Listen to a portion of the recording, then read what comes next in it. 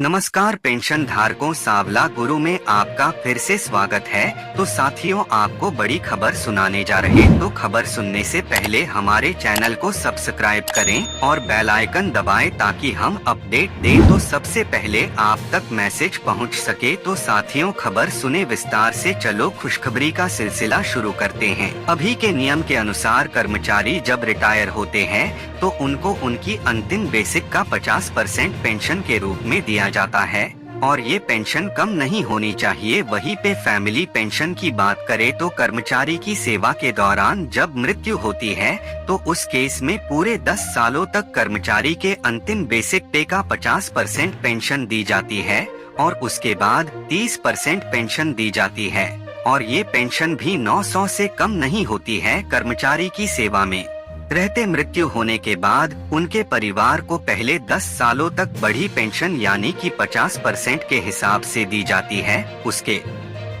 बाद 30% के हिसाब से पेंशन मिलना शुरू होती है। उसी को लेकर सुप्रीम कोर्ट में एक जनहित याचिका डाली गई है जिसमें कहा गया है कि जब एक बार 50% के हिसाब से पेंशन मिलनी शुरू हो जाती है तो 10 साल के बाद 30% करना न्याय संगत नहीं है। 50% बढ़ी पेंशन के हिसाब से पेंशन भोगी का रूटीन बन जाता है। ऐसे में 10 साल के बाद कटौती करना उचित नहीं है। इसी को लेकर सुप्रीम कोर्ट में एक जनहित याचिका PIL डाली गई थी जिसमें कहा गया कि एक बार जब पेंशन 50% के हिसाब से मिलनी शुरू हो जाती है तो बाद में कम करना उचित नहीं है। आपको बता दूं कि कर्मचारी सेवा में रहते हुए अगर कम समय में ही स्वर्गवासी हो जाते हैं तो ऐसे में उनके परिवार के पालन पोषण का पूरा बोझ उनकी विधवा पर आ जाता है। उनकी आय का एकमात्र साधन पारिवारिक पेंशन होता है तो ऐसे में 30% पेंशन में गुजारा करना काफी मुश्किल हो जाता है। सुप्रीम कोर्ट में इसी को लेकर एक जनहित याचिका PIL डाली गई थी जिसमें एक मृत पूर्व सैनिक की फैमिली पेंशन को लेकर सवाल उठाया गया था। CJI DY चंद्रचूड़ की अध्यक्षता वाली पीठ ने शुरू में इस PIL पर विचार करने की इच्छा नहीं जताई। सुप्रीम कोर्ट ने इसे सरकार का नीतिगत मामला देखते हुए इसकी सुनवाई करने से मना कर दिया था। बाद में वरिष्ठ अधिवक्ता निधेश गुप्ता ने अपनी दलीलों से सुप्रीम कोर्ट को केंद्र सरकार से जवाब मांगने के लिए मना लिया। अपनी दलील में वकील ने कहा कि जब किसी पूर्व सैनिक की कम उम्र में मृत्यु हो जाती है तो उसका परिवार उस वेतन को भी खो देता है जो वह दूसरी नौकरी करके हासिल कर रहा होता है। रक्षा कर्मियों को अंतिम वेतन के 50% के बराबर सेवा पेंशन दी जाती है। कर्मी की मृत्यु की स्थिति में विधवा या आश्रित बच्चों को अंतिम वेतन के 30% के बराबर साधारण फैमिली पेंशन दी जाती है। किसी सैनिक की मृत्यु के बाद विधवा या आश्रित को फैमिली पेंशन दी जाती है ताकि वह मृत सैनिक के परिवार के उन सभी सदस्यों का भरण पोषण कर सके जो उसके जीवन काल के दौरान उस पर निर्भर थे। हालांकि पेंशन में इतनी कमी होने से जीवन यापन करना काफी मुश्किल हो जाता है। याचिका में वकील ने दलील दी कि सरकार की यह पेंशन नीति मनमानीपूर्ण और अन्यायपूर्ण है जो कि संविधान के अनुच्छेद 14 और अनुच्छेद 21 के तहत मृत सेवा कर्मियों की विधवाओं और आश्रित बच्चों के अधिकारों का उल्लंघन करती है। वकील की दलील सुनने के बाद सुप्रीम कोर्ट ने केंद्र सरकार से इस मुद्दे पर जवाब मांगा है। सुप्रीम कोर्ट ने कहा कि पेंशन धारकों की कठिनाई को देखते हुए क्यों न आजीवन पर्यंत 50% के हिसाब से फैमिली पेंशन का लाभ दिया जाए। इसके साथ न्यूनतम फैमिली पेंशन 9,000 से बढ़ा के 15,000 रुपए किया जाए। आपको बता दें कि देश भर में पूर्व सैनिकों की लगभग 6.50 लाख विधवा पेंशन भोगियों में से लगभग 85% यानी लगभग 5.53 लाख JCO और रैंक के कर्मियों की विधवाएं हैं।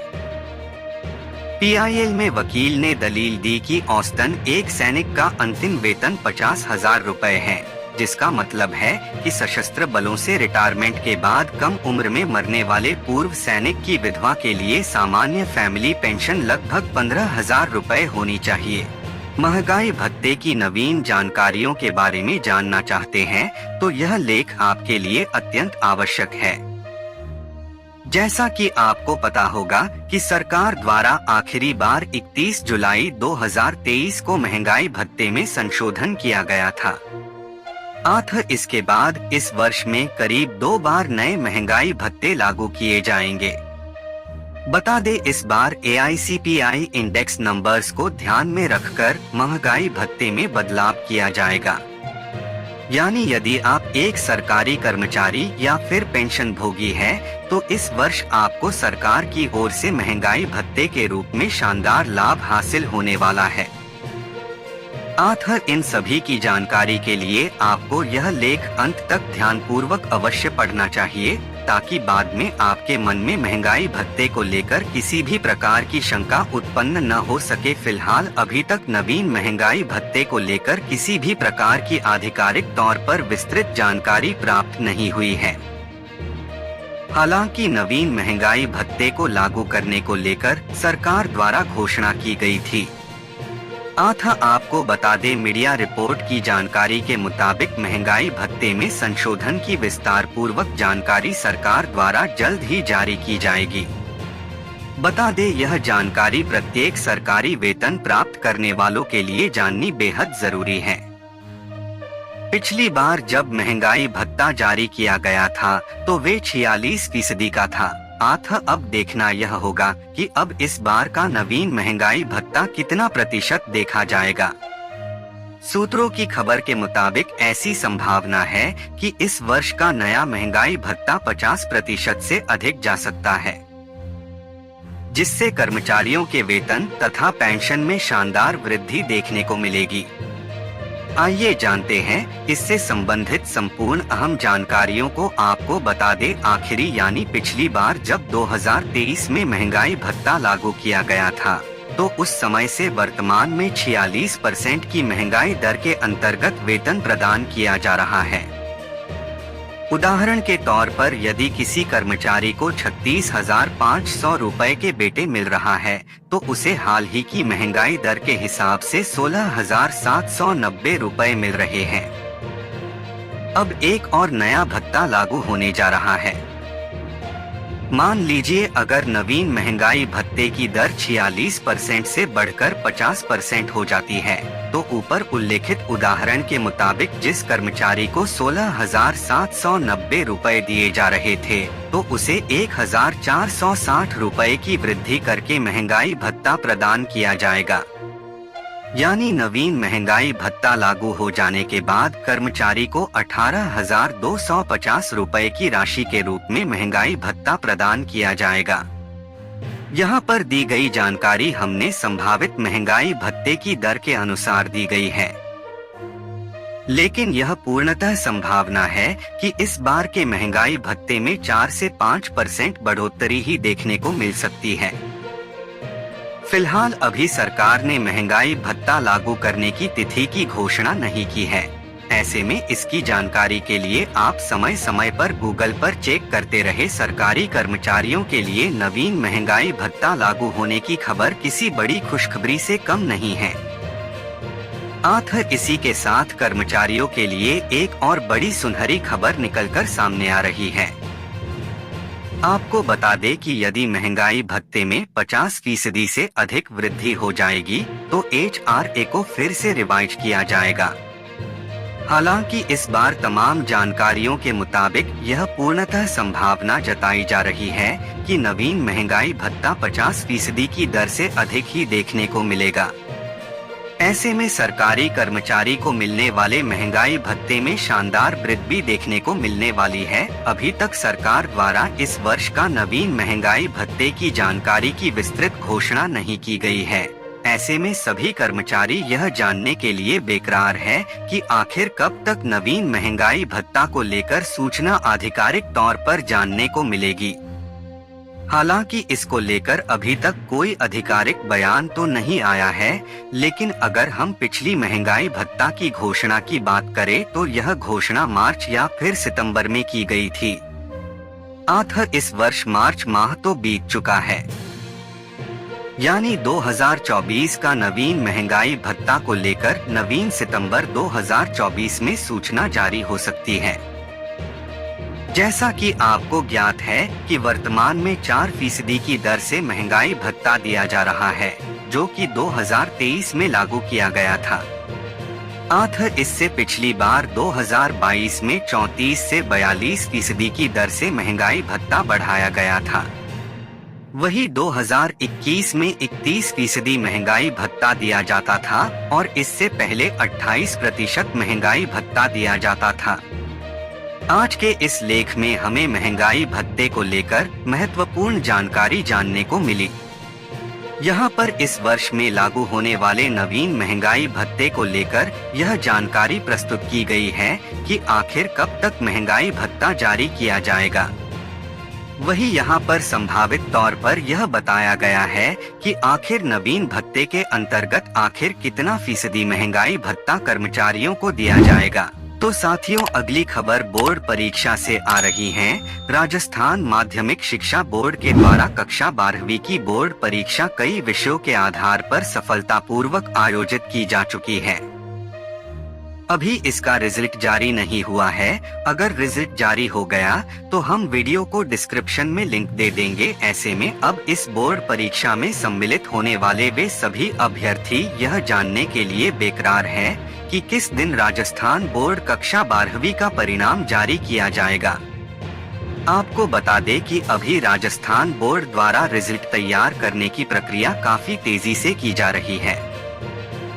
ऐसे में बहुत ही जल्द राजस्थान बोर्ड कक्षा 12वीं का परिणाम आधिकारिक वेबसाइट पर घोषित कर दिया जाएगा। यहाँ पर हम आपके लिए राजस्थान बोर्ड कक्षा 12वीं के परिणाम से संबंधित सभी अहम जानकारी प्रस्तुत करने जा रहे हैं। राजस्थान बोर्ड के द्वारा कक्षा 12वीं की परीक्षा 26 फरवरी से शुरू हुई थी, जो कि 4 अप्रैल तक आयोजित की गई थी। बता दे लगभग 1 महीने चली इस बोर्ड परीक्षा में लगभग 6 लाख आर्ट्स स्ट्रीम से तथा साइंस व कॉमर्स स्ट्रीम्स के 27,338 अभ्यर्थी इस बोर्ड परीक्षा में सम्मिलित हुए थे। इन्हीं अभ्यर्थियों के द्वारा रिजल्ट जारी होने की 26 दिनों से प्रतीक्षा की जा रही है। बता दे जल्द ही अभ्यर्थियों की प्रतीक्षा समाप्त होने वाली है, क्योंकि उत्तर पुस्तिका का मूल्यांकन तेजी से किया जा रहा है। संभवतः कुछ दिनों में मूल्यांकन संपन्न हो जाएगा है। उत्तर पुस्तिका को जांचने की प्रक्रिया समाप्त होते ही आधिकारिक वेबसाइट पर राजस्थान बोर्ड कक्षा 12वीं का परिणाम जारी किया जाएगा। यहाँ पर इस परीक्षा परिणाम जारी होने संभावित तिथि प्रस्तुत की है। राजस्थान माध्यमिक शिक्षा बोर्ड के द्वारा कक्षा 12वीं की परीक्षा 6 मार्च से 4 अप्रैल तक आयोजित की गई थी। इस परीक्षा का रिजल्ट अभी तक घोषित नहीं किया गया है। ऐसे में जितने भी अभ्यर्थी इस बोर्ड परीक्षा में सम्मिलित हुए थे, तो उन सभी को यह बेसब्री से प्रतीक्षा है कि राजस्थान बोर्ड कक्षा 12वीं का रिजल्ट कब तक जारी किया जाएगा। हालांकि रिजल्ट जारी होने की स्पष्ट तिथि की घोषणा बोर्ड की ओर से नहीं की गई है, लेकिन मीडिया रिपोर्ट की जानकारी के मुताबिक 1 हफ्ते में ही अभ्यर्थियों की संपूर्ण उत्तर पुस्तिकाओं का मूल्यांकन संपन्न हो जाएगा।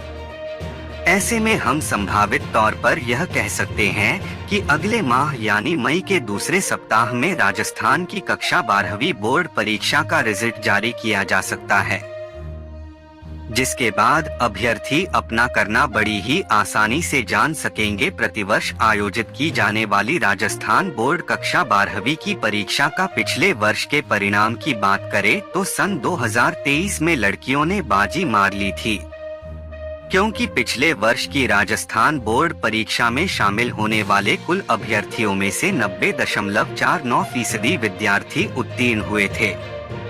बता दे पिछले वर्ष की परीक्षा में उत्तीर्ण होने वाली लड़कियों का पासिंग परसेंटेज 91.31% रहा था, जबकि 89.78% लड़के इस बोर्ड परीक्षा में उत्तीर्ण हुए थे।